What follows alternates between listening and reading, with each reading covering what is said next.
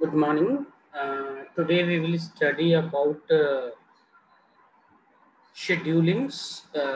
Till now we have completed what are the terms related with the scheduling, which is known as process. What are the various states of the process?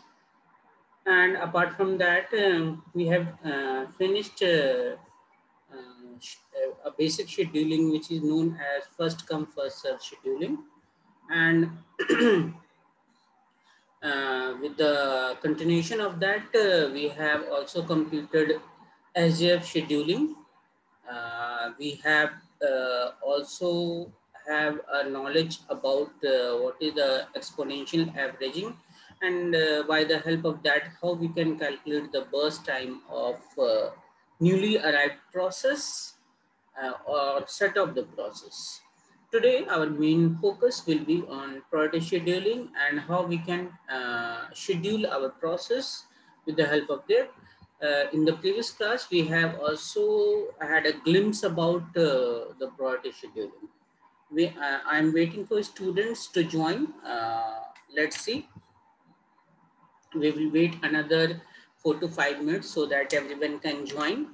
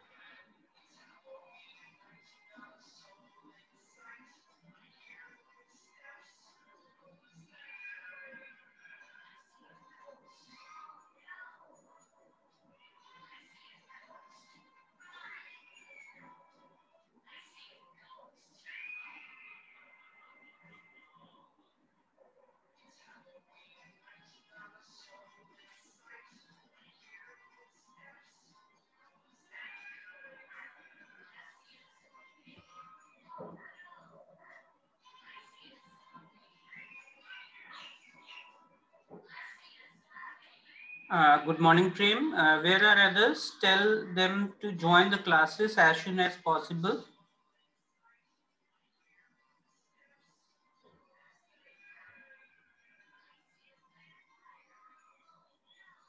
Okay, two of the students have joined. Kindly inform your classmates to join the class.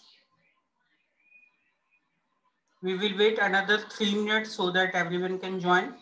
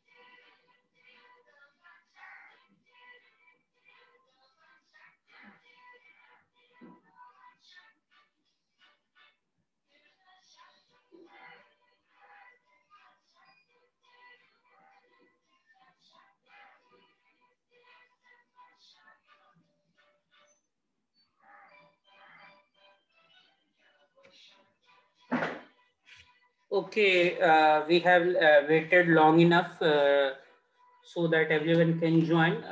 Till now, only 3 students have joined.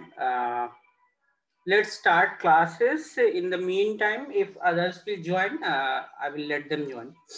Okay. So right now, Manisha Kumari, Prem Prakash Gupta, and Ramnath Kumar, and Muskan Kumari is also joining. Okay. So good morning to all of you. Hope all of you. Good morning, sir. Hope all of you are doing well. So let's start classes. Till now, I think we have completed the non-primitive priority scheduling. Yes, student. Priority scheduling में आपका जो non primitive version है ये हम लोग complete कर चुके हैं ना, नॉन प्रिमिटिव वर्जन.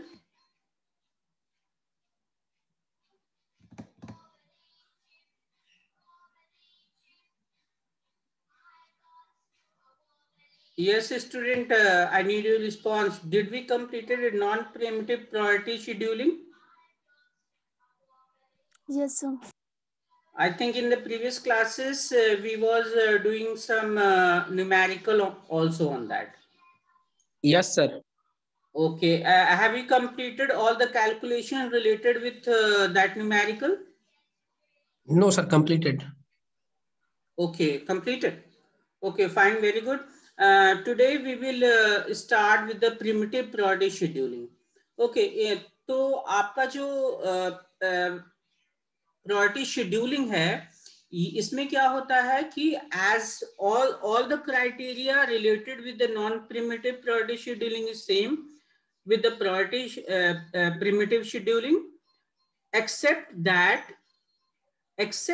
थोड़ा ध्यान देंगे यहाँ पे, अगर हमारे पास कोई ऐसा प्रोसेस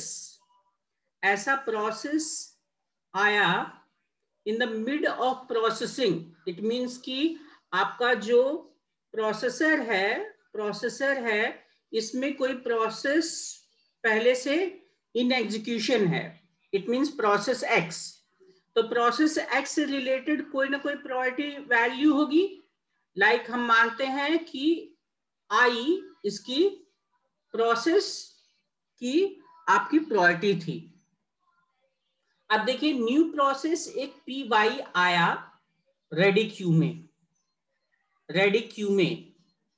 पहले से और भी प्रोसेस थे इसमें, like P1, P2, P3, P4, ये सब प्रोसेस पहले से थे, but all these process have lesser priority than Px. ठीक है.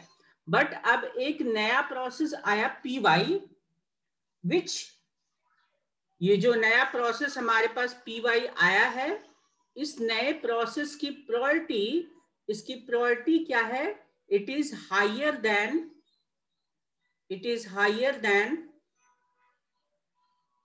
किससे है, Px से. तो अब इस केस में क्या होगा, Px स्टिल इन एग्जीक्यूशन है और पी वाई एक ऐसा प्रोसेस है जिसकी प्रायोरिटी क्या है, हायर है. तो अब फेनोमेना क्या कहता है, प्रिमिटिव प्रायोरिटी शेड्यूलिंग का फेनोमेना ये कहता है कि if we will get a process which has a higher priority than currently running process, then in that case हम Px को रनिंग स्टेट से क्या करेंगे, रनिंग स्टेट से बाहर निकालेंगे और इसको कहां पे लेके जाएंगे, इसको हम लेके जाएंगे वेटिंग स्टेट में. Are you getting my point? इसको हम वेटिंग स्टेट में लेके जाएंगे और जो आपका हायर प्रायोरिटी का प्रोसेस है पी वाई, ये हमारा क्या था, ये हमारा रेडी स्टेट में था और इसको हम अब रेडी स्टेट से कहां लेके जाएंगे, हम इसको लेके जाएंगे रनिंग स्टेट में. तो यहां पे देखेंगे, यहां पे जब आप देखेंगे तो यहां पे क्या होगा कि आपका दो प्रोसेस का स्टेट जो होगा वो चेंज होगा, Px एंड Py. क्यों चेंज हो रहा है, क्योंकि we are getting a new process. We are getting a new process which has higher priority than old running process. Are you getting my point? Yes, sir. Okay, तो आपका यहाँ पे क्या हो रहा है कि जो करेंटली रनिंग प्रोसेस होगा उसको आप सीपीयू से बाहर निकालेंगे और जो प्रोसेस जिसकी प्रायोरिटी हाई होगी उसको सीपीयू एलोकेट कर देंगे. ये फेनोमेना है किसका? प्रिमिटिव प्रायोरिटी शेड्यूलिंग का. Okay, do anyone have any kind of doubt related with this primitive priority scheduling?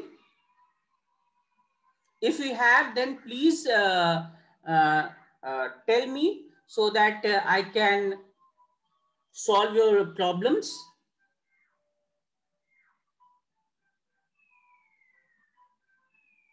Okay okay, चलिए, हो सकता है कि कुछ डाउट हो, मे बी, या फिर डाउट ना हो. तो इसके लिए हम लोग क्या करते हैं, एक न्यूमेरिकल लेते हैं और इस न्यूमेरिकल के थ्रू हम देखेंगे कि how we can do the scheduling with the help of primitive priority scheduling.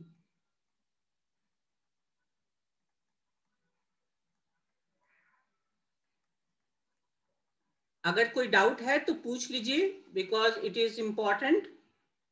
यहाँ पे सिनेरियो लिया गया है. इस सिनेरियो में क्या है, हमारे पास 4 प्रोसेस है, P0, P1, P2, P3. सभी के अलोंग विथ उनका अराइवल टाइम गिवन है. ठीक है, अराइवल टाइम गिवन है और सभी के अलोंग विथ उनका बर्स्ट टाइम भी गिवन है. ठीक है, मैं एक और parameter which is known as priority आपको दे रहा हूं और यहां ये मान के चल रहा हूं कि if the number of priority is lower than it means that it has the highest priority. Okay, तो यहां पे प्रायोरिटी नंबर है 4, यहाँ प्रायोरिटी नंबर है 2, यहाँ प्रायोरिटी नंबर है 1 और इसकी प्रायोरिटी नंबर है 3. It means P0 has a priority of 4, P1 has a priority of 2, P2 has a priority of 1 and P3 has a priority of 3. चलिए, can you try to solve this problem? Can you calculate the completion time of each and every process, turnaround time of each and every process, and waiting time of each and every process? Can you do this?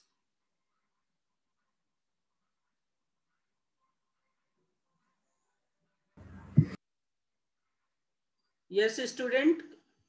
Are you able to try this particular problem? Yes, sir. Okay, let's try.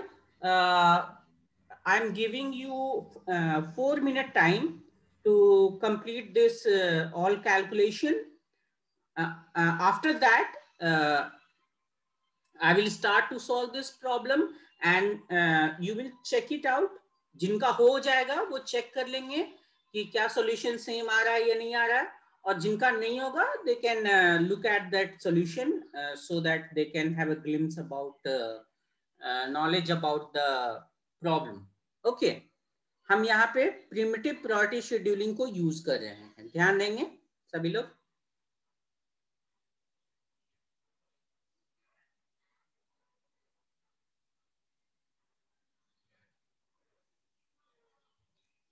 I'm giving you 4-minute time. I will start to solve this problem at 8:20. तब तक आप लोग solve कीजिए.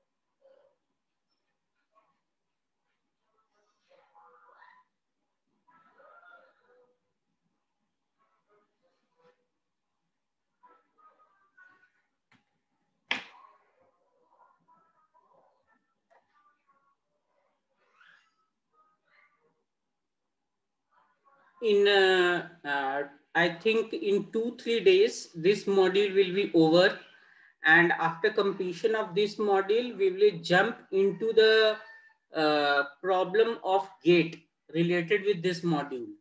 Okay, operating system में आपका CPU scheduling से related जितने भी गेट में क्वेश्चन पूछे गए हैं उन क्वेश्चन पे हम फोकस करेंगे और उनको देखेंगे कि वो हम लोगों से सॉल्व हो पा रहा है या नहीं हो पा रहा है। ओके, सो जितने भी लोग हैं वो प्लीज काइंडली रिवाइज भी करते हैं ताकि हम लोग प्रॉब्लम को सॉल्व कर पाए। ठीक है, और जो भी मान लिया जाए आपको इन बिटवीन क्वेरी रेज होती है वो आप क्लासेस में पूछें।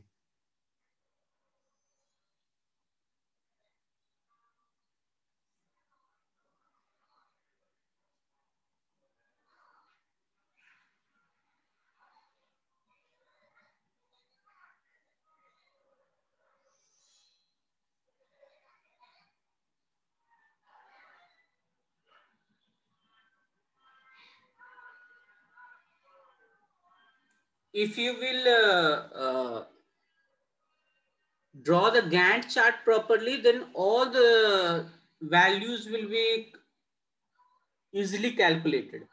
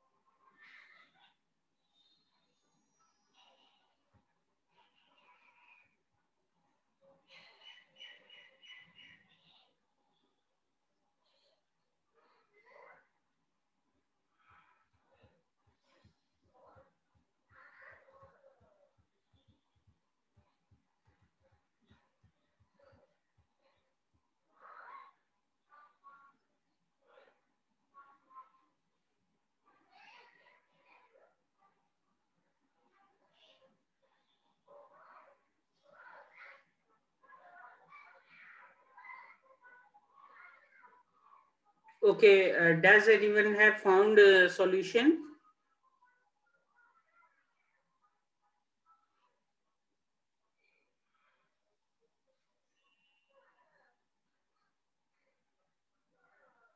Are you there, students? Yes, sir. Did you able to find the solution? Yes, sir. कुछ रफ किए हैं. Okay, let's see that आपने जो solution find किया है आप सभी ने वो मैच हो रहा है या नहीं हो रहा है। तो यहाँ पे क्या है, let's start. I'm starting to solve this problem. जिनने solution find कर लिया है well and good, मैच करने की कोशिश करें कि कहाँ पे गलती हो रही है या फिर आपने exactly सही किया है या नहीं किया है। और जिनका नहीं हुआ है वो लोग please concentrate to see this my solution. तो यहाँ पे हम क्या कर रहे हैं, एक गैंट चार्ट ड्रॉ कर रहे हैं। हम यहाँ पे एक क्या बना रहे हैं, हम एक गैंट चार्ट ड्रॉ कर रहे हैं। ओके, गैंट चार्ट बेसिकली एक टाइमलाइन होता है जहां पे कि प्रोसेस से रिलेटेड कि वो कब सीपीयू मिला उनको, कब वो सीपीयू से बाहर गए, कब उनका रनिंग स्टेट में आए, कब वो एग्जिट में गए, कब वेटिंग में गए।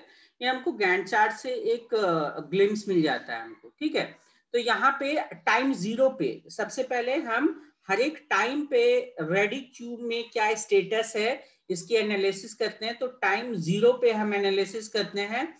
तो यहाँ पे हमारे पास जब हम देखेंगे तो हमारे पास कौन कौन से प्रोसेस हैं जो कि टाइम 0 पे आ चुके हैं। We have only one process P0। P0 सिर्फ और सिर्फ क्या है, एट टाइम 0 पे आया है हमारे रेडी क्यू में। तो इसके साथ और किसी का कंपटीशन नहीं है। जब इसका कंपटीशन नहीं है तो हम सोनली इसको क्या करेंगे, सीपीयू एलोकेट कर देंगे। कब एलोकेट करेंगे, एट द टाइम 0। किसको एलोकेट करेंगे, P0 को एलोकेट करेंगे। कितने देर के लिए एलोकेट करेंगे, तो नेक्स्ट प्रोसेस हम जब देखेंगे इस टेबल को तो हमें पता चलेगा नेक्स्ट प्रोसेस कब आ रहा है, 1 पे आ रहा है। इट मीन 0 से 1 तक तो कोई प्रोसेस था ही नहीं, ओनली P1 P0 ही था। तो हम क्या करेंगे, 1 तक इसको एलोकेट कर देंगे। अब हम चूंकि मैंने कहा था कि it is possible that a new process will preempt the previous process from the CPU अगर उसकी प्रायोरिटी क्या होगी, हाई होगी। तो अब हम क्या करेंगे, एट अ टाइम 1 पे एनालिसिस करेंगे। 1 पे हमारे पास सीपीयू में P0 था और रेडी क्यू में एक नया प्रोसेस आएगा P1। ओके स्टूडेंट, P1 आएगा। तो अब आप कंपेयर करेंगे, किन किन के बीच कंपेयर करेंगे, P0 एंड P1 के बीच कंपेयर करेंगे। तो इसकी प्रायोरिटी थी 4 P0 की और P1 की प्रायोरिटी कितनी थी, 2। तो किसकी प्रायोरिटी हाई है, प्रायोरिटी हमारी हाई है P1 की। तो अब हम क्या करेंगे, अब वही प्रोसेस जो मैंने बताया कि इसको क्या करेंगे, P0 को सीपीयू से हम बाहर निकालेंगे। सीपीयू से बाहर निकालेंगे और किसको सीपीयू प्रोवाइड करेंगे, P1 को सीपीयू प्रोवाइड करेंगे। P1 को सीपीयू प्रोवाइड करेंगे। तो अब यहाँ पे अगर जैसे ही हम P0 को बाहर निकालेंगे, चूंकि इसने 1 यूनिट एग्जीक्यूशन परफॉर्म कर लिया था, तो अब इसको कितना और रिक्वायर्ड होगा, 4 यूनिट का रिक्वायरमेंट होगा। ध्यान देंगे स्टूडेंट, कहीं मिस नहीं करेंगे, इसको 4 यूनिट का रिक्वायरमेंट और होगा। अब P1 को एलोकेट हुआ प्रोसेस कितने देर के लिए इसको एलोकेट करेंगे, अनइंटरप्टली हम देखेंगे कि नेक्स्ट प्रोसेस कब आ रहा है हमारा, 2 पे आ रहा है नेक्स्ट प्रोसेस। तो 2 पे आ रहा है तो P1 हमारा 1 से लेके 2 तक तो अनइंटरप्टेड रन करेगा। ओके, अनइंटरप्टेड रन करेगा P1 हमारा। अब 2 पे हमारे पास यहाँ पे क्या होगा, 2 पे हमारे पास कौन कौन से प्रोसेस अवेलेबल होंगे, P0 होगा, P1 होगा और नेक्स्ट हमारा कौन सा प्रोसेस अवेलेबल होगा, P3 अवेलेबल होगा। अब हम एनालिसिस फिर से कंपेयर करेंगे, किसके साथ, हम प्रायोरिटी कंपेयर करेंगे। तो प्रायोरिटी हमारा क्या है, इसका 3 है, इसका 2 है और इसका 4 है।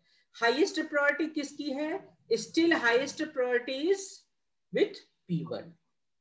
P1 की हाईएस्ट प्रायोरिटी है। तो हम P1 को कंटिन्यू एग्जीक्यूशन करेंगे। कब तक एग्जीक्यूशन करेंगे कंटिन्यू, नेक्स्ट प्रोसेस हमारा कब आ रहा है, 4 पे आ रहा है। तो P1 हमारा कंटिन्यू एग्जीक्यूशन होगा। कब तक होगा, 4 तक के लिए होगा। ओके, किसी को प्रॉब्लम, नो सर। चलिए, तो ये कितने देर एग्जीक्यूशन कर लिया, 1 यूनिट यहाँ पे किया, 2 यूनिट यहाँ पे किया, तो टोटल 3 यूनिट P1 एग्जीक्यूट कर चुका है। टोटल रिक्वायरमेंट इसको कितना था, 6 यूनिट का रिक्वायरमेंट था। तो 3 यूनिट ये रन कर चुका है। अब बाकी इसको 3 यूनिट और चाहिए। तो पहले तो देखते हैं कि हमारा नेक्स्ट प्रोसेस कौन सा है हमारा, P2 हमारा नेक्स्ट प्रोसेस आएगा। कब आएगा ये प्रोसेस हमारा, एट द टाइम ऑफ 4। अब 4 पे ये आएगा तो इसकी प्रायोरिटी को हम कंपेयर करेंगे सबके साथ। अब इसकी प्रायोरिटी कितनी है हमारी, 1, which is the highest priority. Yes student, इसकी प्रायोरिटी हाईएस्ट है। तो अब हम P1 को सीपीयू से फिर से बाहर निकालेंगे और किसको सीपीयू प्रोवाइड करेंगे, P2 को सीपीयू प्रोवाइड करेंगे। P2 को CPU प्रोवाइड करेंगे। तो ये कितने देर एग्जीक्यूशन कर चुका था P1? 3 यूनिट एग्जीक्यूशन कर चुका था। तो अब इसको और कितना एग्जीक्यूशन करना होगा? 3 यूनिट और एग्जीक्यूशन करना होगा। बट अभी किसके पास CPU है? P2 के पास है, तो P2 अपना CPU में वर्क परफॉर्म करेगा। अब देखेंगे तो नेक्स्ट प्रोसेस, कोई नया प्रोसेस नहीं आ रहा है हमारे पास, इतने ही प्रोसेस हैं जो कि हमारे पास हैं, न्यू प्रोसेस नहीं आ रहा है। तो इट मींस कि P2 जो होगा वो कंटिन्यू एग्जीक्यूशन करेगा from 4 till the completion, till the completion. तो कब ये कंप्लीट हो जाएगा? 4 + 8 12 पे ये कंप्लीट हो जाएगा। तो अब इसका रिमेनिंग टाइम कितना रहेगा? 0। इट मींस कि P2 का काम हो गया कंप्लीट, P2 का काम कंप्लीट हो गया। तो अब हमारे पास कौन कौन से प्रोसेस रह गए? P0, P1 and P3। अब ये P2 तो काम कंप्लीट कर चुका है। अब P0, P1, P3, अब इनमें से हम कंपेयर क्या करेंगे? सबसे पहले प्रायोरिटी कंपेयर करेंगे। तो किसकी प्रायोरिटी सबसे लेस है? अब P1 की प्रायोरिटी लेस है। तो हम किसको CPU एलोकेट करेंगे? P1 को CPU एलोकेट करेंगे। और तो कोई नया प्रोसेस नहीं आ रहा है, नया प्रोसेस नहीं आ रहा है, जिस वजह से हमें कंपेयर करने की जरूरत नहीं है। तो हम पूरा का पूरा CPU P1 को प्रोवाइड कर देंगे। तो P1 को प्रोवाइड करेंगे। कितना और CPUs को रिक्वायरमेंट था? 3 यूनिट और रिक्वायर्ड था। तो 15 पे जाकर के ये कंप्लीट हो जाएगा। तो इस तरह से P1 भी हमारा कंप्लीट हो गया। नेक्स्ट हमारा कौन सा प्रोसेस है हमारे पास? P0 है एंड P3 है। तो P0 की प्रायोरिटी कितनी है? 4। P3 की कितनी प्रायोरिटी? 3। हाईएस्ट प्रायोरिटी किसकी है? P3 की है। तो P3 को हम CPU एलोकेट कर देंगे, P3 को CPU एलोकेट कर देंगे। कितने देर के लिए एलोकेट करेंगे? 15 यूनिट के लिए एलोकेट करेंगे, क्योंकि और कोई नया प्रोसेस हमारे पास नहीं आने वाला है। तो ये अब हमारा 30 पे जाकर के प्रोसेस कंप्लीट हो जाएगा। P3 जैसे ही कंप्लीट हो जाएगा, इसको भी हम रेडी क्यू से बाहर निकाल देंगे। और नेक्स्ट हमारा अब एक ही प्रोसेस रह जाएगा, विच इज P0 को हम CPU एलोकेट करेंगे। कब एलोकेट करेंगे? एट द टाइम ऑफ 30 पे एलोकेट करेंगे। कितने देर के लिए एलोकेट करेंगे? तो रिमेनिंग टाइम इसका कितना था? 4।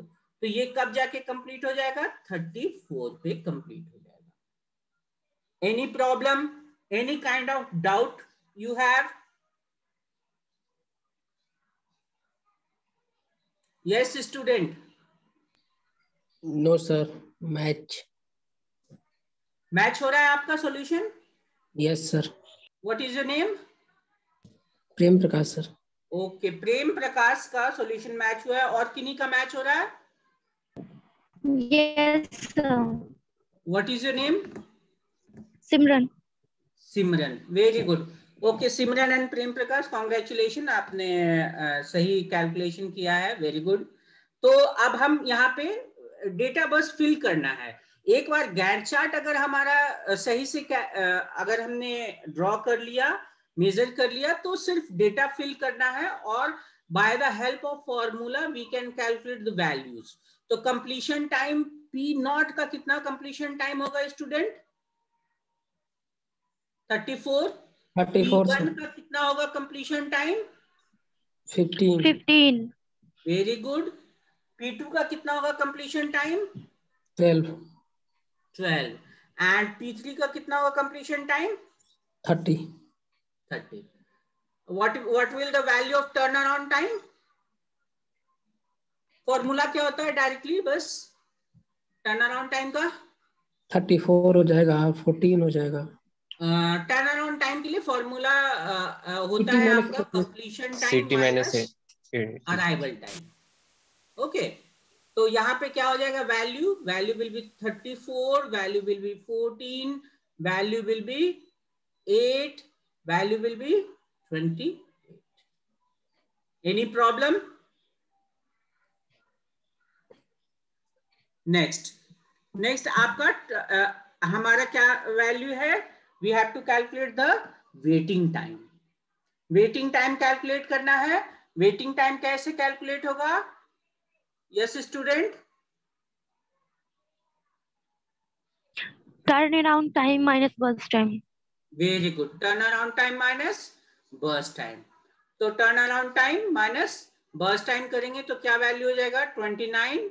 14 minus 6 will be 8. 8 minus 8 will be 0. 28 minus 15 will be 30. Can you calculate the value of ATAT and AWT?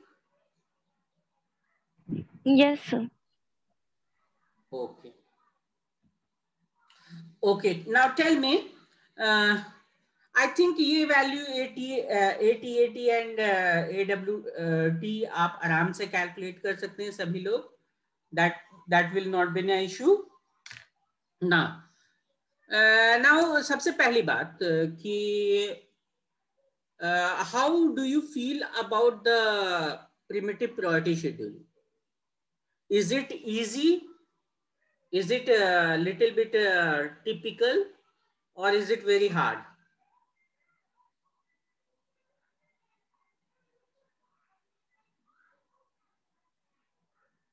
It is complex than non-primitive, sir, but not hard. Okay, it is little bit complicated than Non-primitive. non-primitive priority scheduling. But it is not very. आपको सिर्फ ध्यान देना है. आप अगर ध्यान देंगे और यहाँ पे वैल्यूज आप अगर गैंट चार्ट सही से बस ड्रॉ कर लेंगे तो आपकी सारी वैल्यूज बहुत इजीली आ जाएगी. बहुत स्कोरिंग है, बहुत ही स्कोरिंग है क्योंकि बहुत इजी है और आपको सिर्फ एडिशन एंड सब्ट्रैक्शन करना है, बाकी कुछ नहीं करना है. ठीक है, तो it is the end of primitive priority scheduling. चलिए, कुछ कंसर्न है रिलेटेड विथ प्रायोरिटी शेड्यूलिंग. तो क्या आपको लगता है, is there any type of problem related with priority scheduling? Do we have any problem? तो सबसे पहला प्रॉब्लम स्टूडेंट यहाँ पे जो आता है, मैं आपको बताना चाहता हूं कि जो सबसे पहला प्रॉब्लम हम फेस करते हैं प्रायोरिटी शेड्यूलिंग में, वो हमारा होता है स्टारवेशन. स्टारवेशन सिंपली आपका डिराइव किया गया है स्टार्व वर्ड से. स्टार्व इट मीन्स कि भूखा रखना. भूखा रखना इट मीन्स कि what ever the need of the process it is not completed. अब ये सिनेरियो कब आता है, क्यों आता है, मैं इसको यहां पे बताना चाहता हूं कि आपका स्टारवेशन का प्रॉब्लम तब आएगा जबकि देखिए, अगर हमारे पास we have so many process, P1 है, P2 है, P3 है, P4 है, लाइक दिस. लाइक आपके पास क्या है, P100 प्रोसेस है. ठीक है, अब यहां पे क्या हो रहा है, अब यहां पे हमारा मानते हैं कि P3 जो प्रोसेस है इसकी प्रायोरिटी क्या है, सबसे हाईएस्ट है,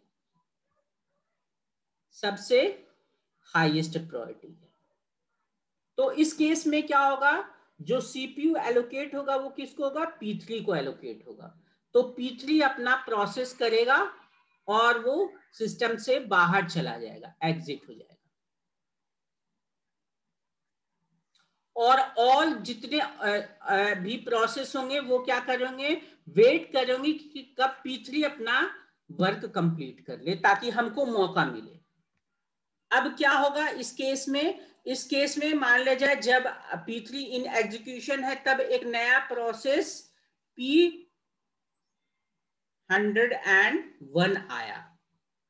अब इसका जो प्रोसेस, इस प्रोसेस का जो प्रायोरिटी है which is less than all the remaining process मैं कहना चाहता हूं P1, P2, P4, P5, P100, इनसे इसकी प्रायोरिटी क्या है, कम है.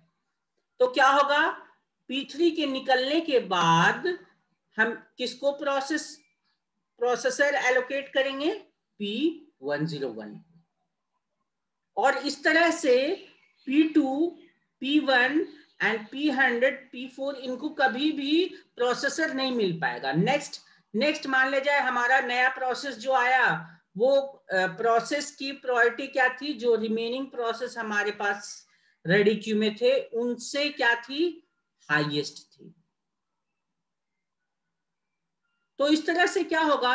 All the process which are in the ready queue they are starving. उनको जरूरत है कि हमको सीपीयू चाहिए।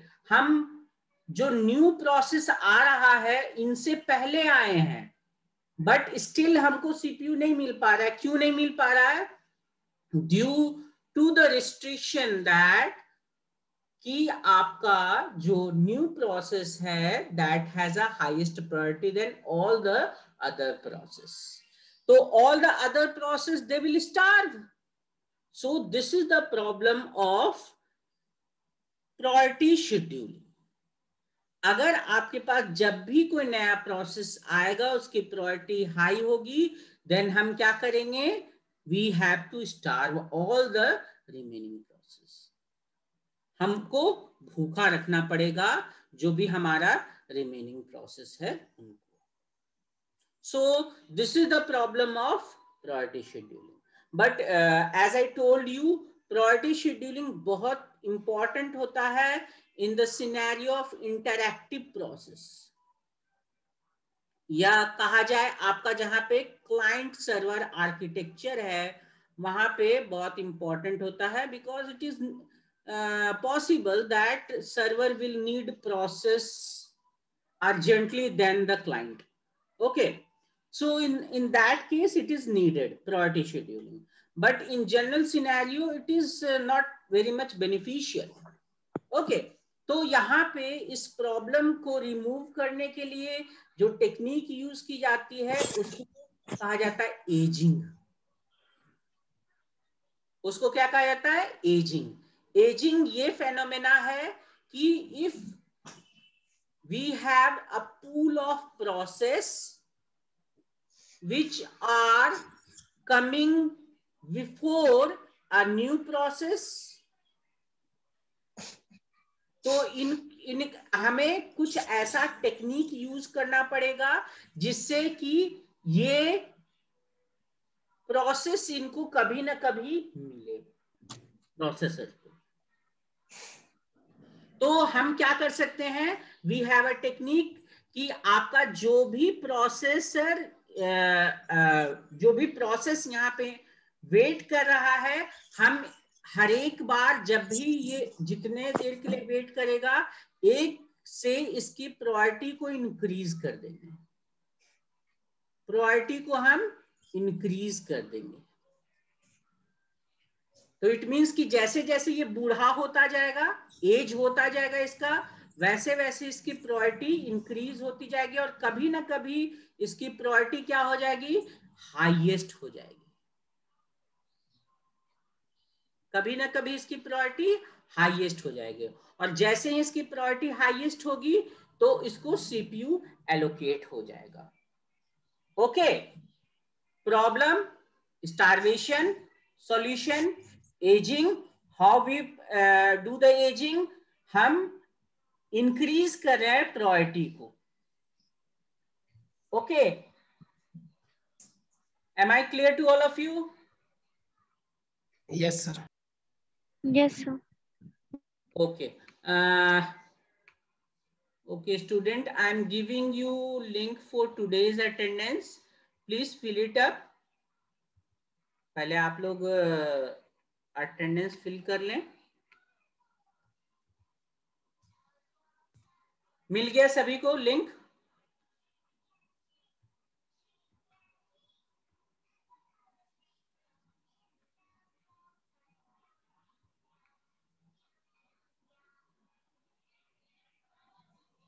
या यहाँ पे? अच्छा, चलिए ठीक है, आप लोग पहले अटेंडेंस फिल कर लें, फिर उसके बाद हम लोग फिर से यहाँ पे आएंगे।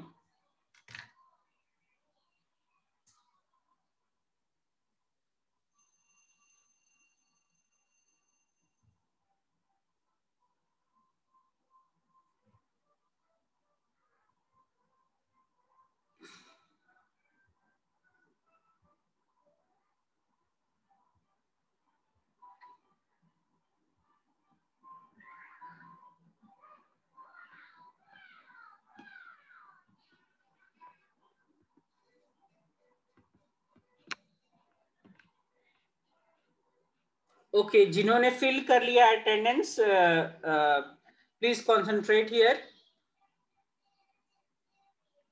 मैंने क्या कहा था कि we have a problem which is known as starvation.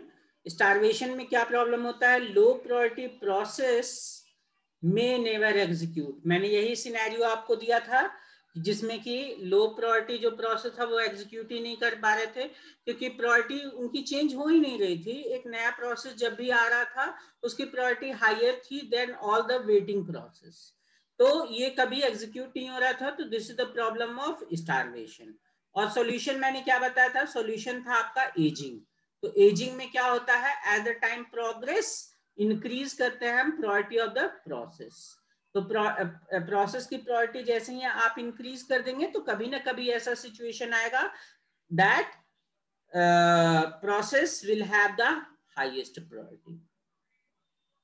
Okay, that process will have the highest priority, और जैसे ही वो हाईएस्ट प्रायोरिटी होगा तो वो इन एग्जीक्यूशन चला जाएगा, उसको प्रोसेसर एलोकेट हो जाएगा। एनी प्रॉब्लम किन्हीं को भी?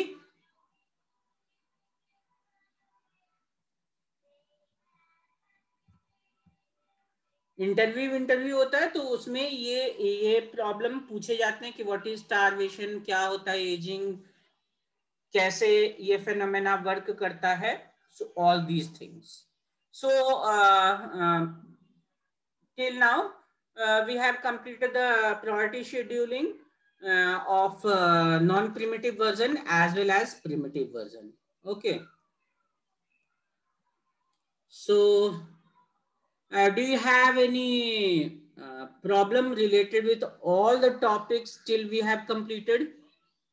Because अब जो हम लोग टॉपिक स्टार्ट करने वाले हैं it is very important topic and it is जितने भी क्वेश्चन लगभग पूछे जाते हैं अधिकतर अगर कॉम्प्लेक्स पूछने हैं क्वेश्चन तो हमेशा राउंड रॉबिन से ही पूछे जाते हैं।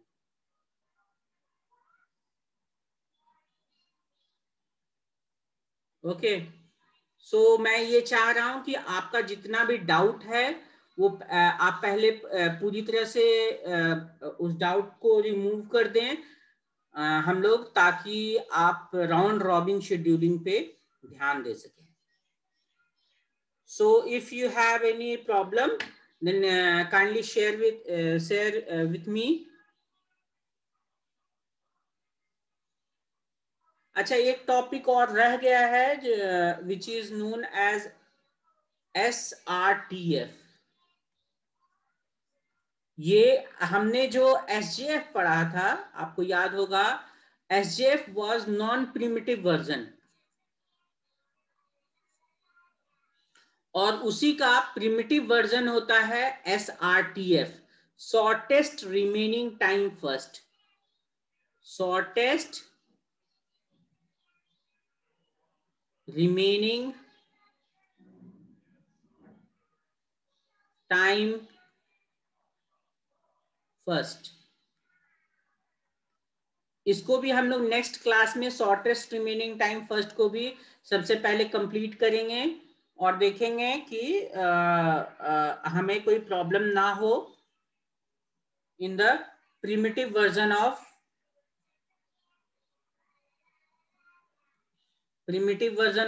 SJF।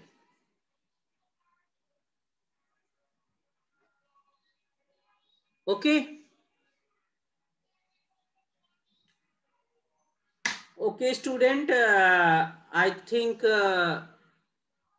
repeatedly I asked you do you have any question and till now none of you have came up with any query. So we will end today's session here and we will meet in the next session and start with first of all SRTF। हम लोग SRTF को complete करेंगे और SRTF के बाद हम लोग jump करेंगे राउंड रॉबिन में। ठीक है, so thank you, have a nice day।